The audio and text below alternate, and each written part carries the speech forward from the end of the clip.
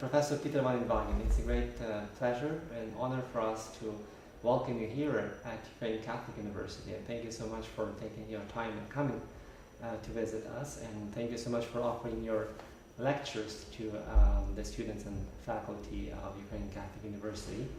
I was going to ask you a few questions. The first question that comes up to my mind is the following. It's about philosophy and what philosophy can do for our country, I mean Ukraine. Many people, I think, would be inclined to think that philosophy is not the best or the first thing that should be kind of developed at this country, given the economy and politics and everything. They wouldn't pay so much attention to philosophy as a field that needs to be established and developed. I'm wondering, given your experience, and you worked so many years in philosophy, what would you expect from philosophy or philosophy, say, in Ukraine? Philosophy is perhaps not the first thing that people would think of in developing when you have a country that has many immediate needs. Philosophy in history in any country that has a philosophical tradition history has allowed that tradition to develop slowly. Philosophy, generally speaking, provides no immediate benefits. Philosophy is something that grows and begins to pervade the way that people think. In our Anglo-Saxon tradition, for example, we have the philosopher John Locke. He's interested in many things. He was interested in the sources of knowledge.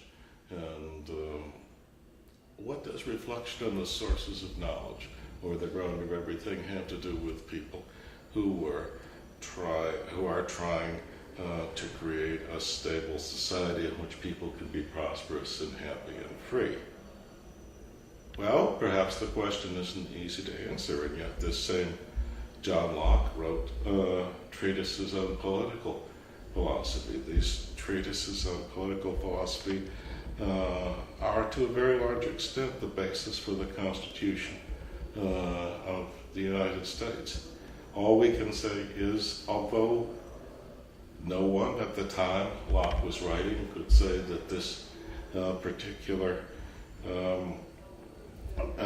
book that Locke was writing was having any effects on the world around it. And yet, from the perspective of several centuries, we can say that the course of history would have been very different if that book had not been written.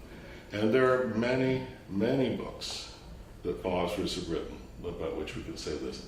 If Plato had not written, if Aristotle had not written, if Thomas Aquinas had not written, history would be very different. Of course, we can say that if Hegel had not written, and therefore if Marx had not written, history would be very different too. Significant effects are not always the effects that one would approve of or that one would want.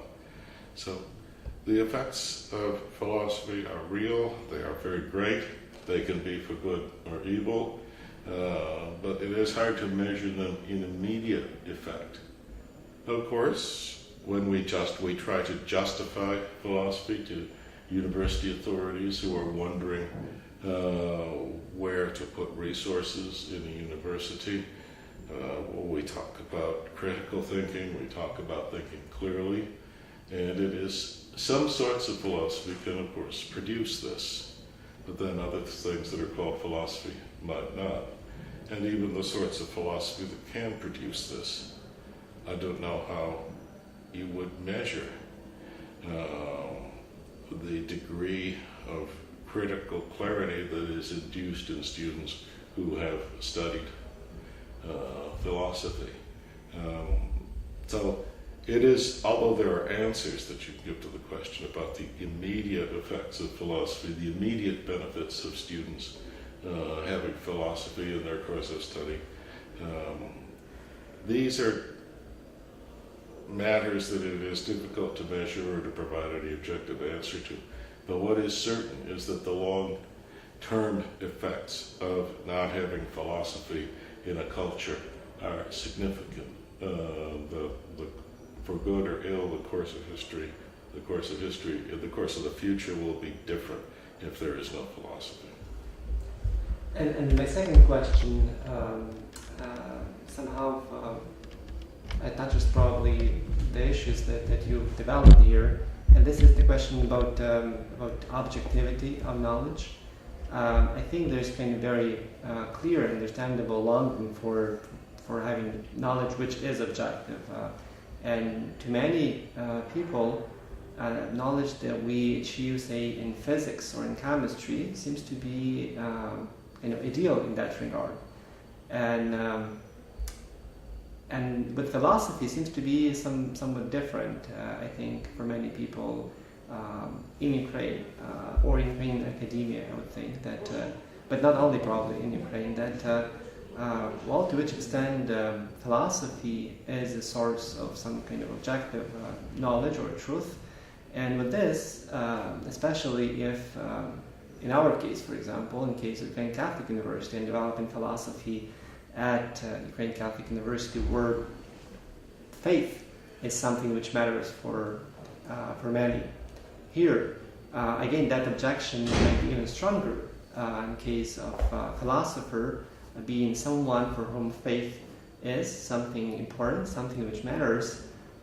People tend to be, or might be, I think, somewhat suspicious with regard to the outcome of such philosophizing. How would you kind of comment on this? The concept of objectivity is a difficult one. In attempting to answer your question, I will lay aside the words objective and objectivity, and concede at the outset that philosophers do not agree about very much. If one considers a philosophical problem, like the problem of the freedom of the will, you will find that philosophers who appreciate all the arguments, all the considerations, all the points that can be made on one side of the issue or the other will still disagree. So if one's measure of progress in a discipline or of the value of the discipline is centered on the idea of achieving a measure of agreement or consensus among those who practice it, one would have to judge that philosophy was of very little value. I would suggest, however, that there can be different measures of the value of a discipline or of the works produced within that discipline. In the answer to your first question, I mentioned the English philosopher John Locke, and his contributions to the history not only of political thought, but of political action, praxis, the actual setting in place of political systems. Not everybody agreed with Locke about everything. Locke was not able to convince royalists, for example, of the correctness of his political position. And yet, the position did actually influence politics because enough people agreed with him. So philosophy can have this effect that I mentioned in my answer to the first question without achieving universal agreement. And in any case, people are going to have philosophical opinions. The question is, are these opinions going to be unexamined, or are they going to be examined? If someone holds, for example, a position about the freedom of the will, or the relation between mind and body, or the relation between God and creatures, is this position going to be held unreflectively? Is one going to be aware, for example, of the arguments or other objections that can be raised against this position? If one supposes that it's a good thing that one knows what the difficulties with one's own position are, I would submit that the only way to learn about these difficulties in one's the difficulties that attend one's philosophical position, is the formal study of philosophy.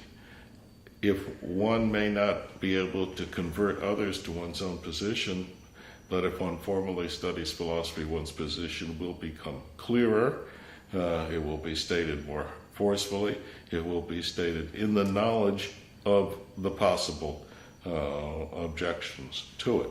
So in that respect, the study of philosophy makes a difference to the way that one holds one's opinions. But as I said, I have to admit that philosophy is not going to produce a consensus of opinion the way the study of, well, you mentioned physics or the physical sciences, the way physics or the physical sciences do. Thank you very much, Professor Peter van Invagen, for coming to this talk, to this conversation, and thank you very much for your answers.